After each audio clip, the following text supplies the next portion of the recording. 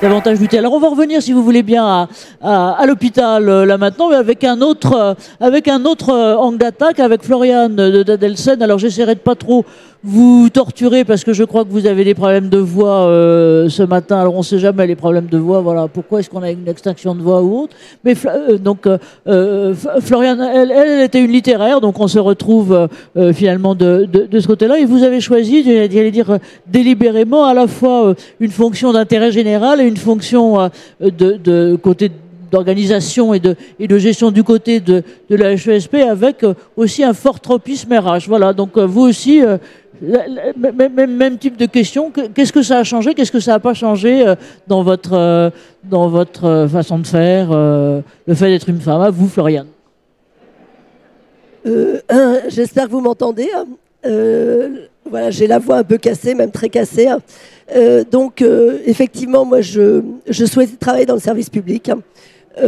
Pas parce que c'est vrai que ce que dit Anne-Marie sur effectivement l'accès au service public, qui est un lieu où il y a une certaine égalité, c'est un accès par concours qui garantit malgré tout une forme d'égalité, mais surtout parce que en fait je n'avais pas du tout envie de travailler dans une entreprise commerciale. Ça m'intéressait pas et je voulais être dans une mission qui avait du sens. Et l'hôpital, mais alors j'ai choisi l'hôpital, j'ai hésité en fait, parce que j'hésitais entre l'hôpital et la police. Donc la police étant un milieu beaucoup moins féminin. Et puis finalement, la vie a fait que j'ai à un moment, j'ai fréquenté l'hôpital via malheureusement des proches qui étaient hospitalisés. Et j'ai trouvé qu'en termes d'utilité, parce que c'est ça qui m'intéressait, je voulais un service public de terrain. Et utile, alors je ne dis pas que les ministères sont inutiles, hein, loin de là, c'est pas ça. C'est qu'on voit directement l'action que l'on prodigue à la population. Et c'est ça voilà, qui me plaisait, c'était le côté très opérationnel. Alors après, l'année où je suis rentrée, où j'ai eu le concours justement de directeur d'hôpital, c'était la première année où les femmes étaient majoritaires dans la promo. Donc, et maintenant, dans les équipes de direction, on est majoritaire quasiment dans tous les hôpitaux. Et donc, il y avait quelque chose qui changeait à ce moment-là. Alors, ce que vous dites, je sais que ça a forcément et que ça continue à exister. Hein. J'en ai vu dans ma carrière des cas dans les équipes médicales. Je pense que les équipes de direction, ça a pu arriver, mais c'est beaucoup plus marginal. Hein. Et on est malgré tout protégé d'un certain sexisme par notre statut. Parce que je crois qu'on est vécu d'abord comme des directeurs.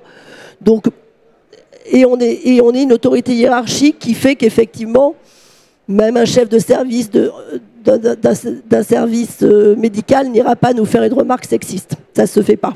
Pas un directeur en tout cas. Donc je pense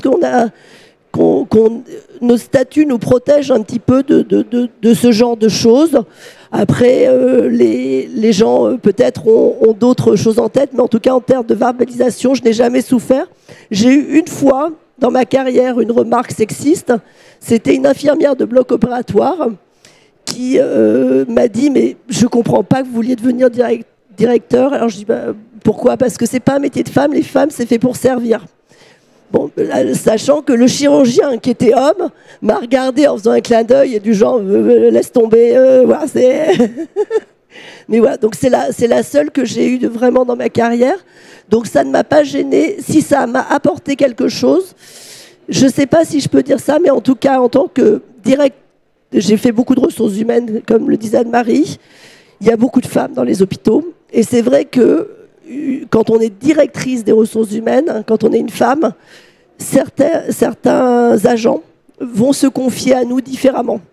Parfois d'ailleurs sur des choses très très très très privées, qui peuvent du coup être en distorsion avec un rapport professionnel, mais ça peut donner une certaine forme de confiance ou de connivence, ou en tout cas, voilà, moi je l'ai senti à certains moments où peut-être que ces femmes qui vivaient des choses difficiles me l'auraient peut-être pas dit si j'avais été un homme. Donc voilà, mais c'est à peu près tout. Ça ne m'a pas desservi et ça ne m'a pas non plus particulièrement servi. Ça c'est vrai, quand on peut dire ça, c'est vraiment génial, hein, d'avoir ce type d'unanimité, d'équanimité finalement globalement dans l'évolution. Je pense qu'effectivement c'est un peu différent du type de rôle qu'on a. Alors,